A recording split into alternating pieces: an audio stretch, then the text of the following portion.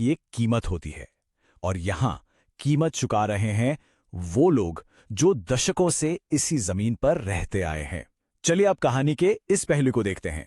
इस पूरी लड़ाई के बीच में 3 गांव पिस रहे हैं, मुकुंदपुर, चक हिनौता और चकिया हिनौता। इन्हीं गांवों के किसानों को डर सता रहा है कि उनकी जमीन हमेशा के लिए उनसे छिन जाएगी। देखिए, इन किसान परिवारों के लिए ना ये जमीन सिर्फ एक प्रॉपर्टी का टुकड़ा नहीं है, ये उनकी रोजी रोटी का इकलौता जरिया है। ये उनकी पहचान है, इसी से घर चलता है, इसी से उनका वजूद है। तो जब किसानों को लगा कि उनकी कोई नहीं सुन रहा, तो उन्होंने तय किया कि अब आवाज उठानी पड़ेगी, और वो भी एकजुट होकर, संगठित तरीके से।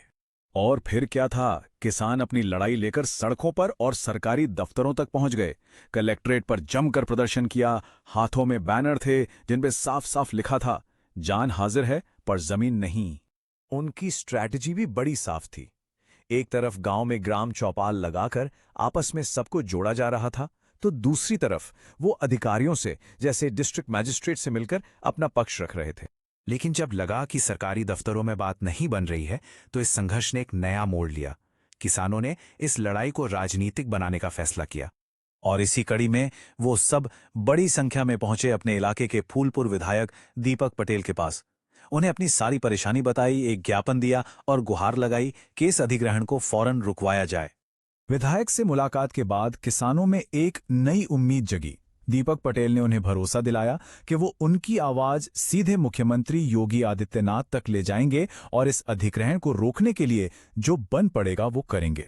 और फिर वो दिन आया जब इस भरोसे का असर जमीन पर दिखा। एक ऐसी सार्वजनिक घोषणा हुई जिसने जैसे पूरी बाजी ही पलट दी। मौका था एक होली मिलन समारोह का।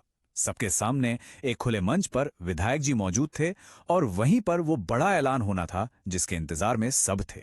और मंच से विधायक दीपक पटेल ने साफ साफ कह दिया, किसानों की सहमति के बिना कोई भी जमीन अधिग्रहण नहीं होगा। ये वो शब्द थे जो हर किसान सुनना चाहता था। ये सिर्फ हवा में किया गया वादा नहीं था, वो किसानों के बीच उनके साथ खड़े थे, और ये ऐलान करके उन्होंने एक साफ संदेश दिया कि वो इस लड़ाई में किसानों के साथ हैं। बात यहीं नहीं रुकी, उन्होंने और भी भावुक होकर कहा, मैं आपका बेटा हूं, जहां आपका पसीना बहेगा मैं वहां अपना खून बहा दूंगा। इस एक लाइन ने किसानों में एक नया भरोसा भर दिया। तो एक वादा तो कर दिया गया है, किसानों को उनके चुने हुए प्रतिनिधि से आश्वासन भी मिल गया है। लेकिन सवाल वही है, क्या ये लड़ाई सच में खत्म हो गई है, या ये तूफान से पहले की शांति है? इसका जवाब तो खैर वक्त ही देगा।